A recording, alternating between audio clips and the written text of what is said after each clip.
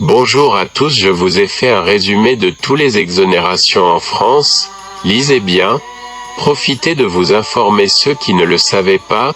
Mon but c'est d'informer les plus grands nombres de personnes, pour ne pas passer à côté de ses droits, bien entendu les devoirs, aussi faut l'appliquer, la propriété a ses devoirs tout autant que ses droits.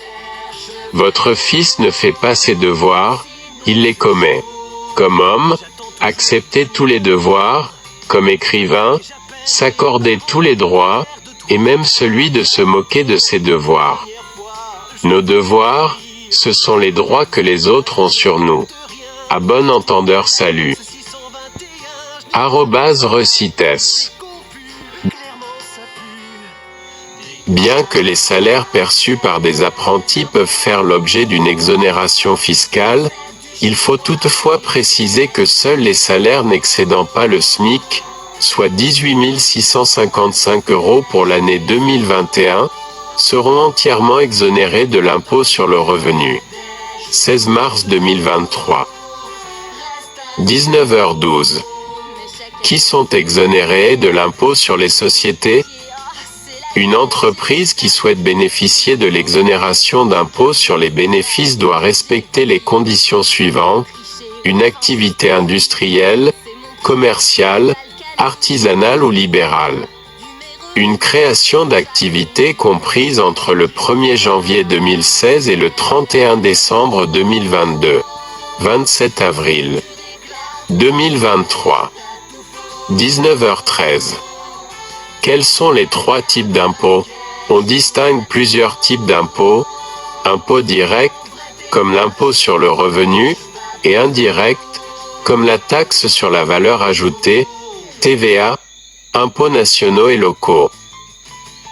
Impôt proportionnel, même taux d'imposition pour tous les contribuables, et progressif, le taux s'accroît avec le montant imposable. Quelles exonérations à partir de 70 ans ? Vous êtes âgé de 70 ans ou plus, vous bénéficiez automatiquement de l'exonération des cotisations patronales de sécurité sociale. Dès votre 70e anniversaire, vous bénéficiez d'une exonération des cotisations patronales de sécurité sociale. Vous pouvez aussi en bénéficier si votre conjoint est âgé de 70 ans ou plus. 29 mars 2021. 19h14. Quel est le régime fiscal le plus avantageux ?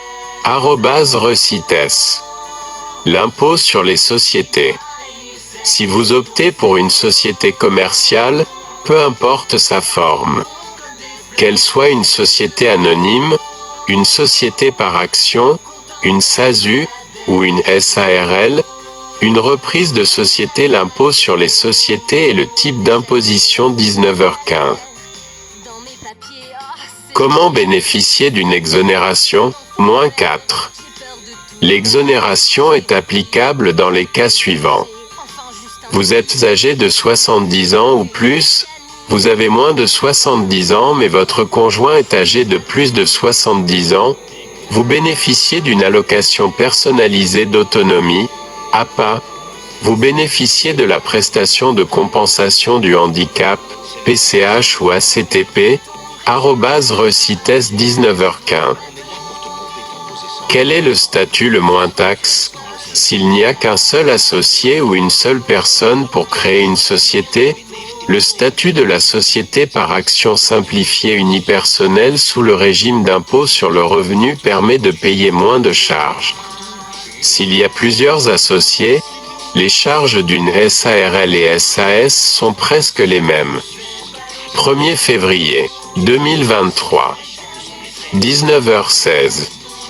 C'est quoi l'exonération ? L'exonération est la dispense que la loi ou le créancier accorde à son débiteur de fournir la prestation qui était due. 19h17. Qui peut être exonéré de la CFE ? 5+. L'entreprise est exonérée de cotisation minimum si son chiffre d'affaires annuel ne dépasse pas 5 000 €. 19h17.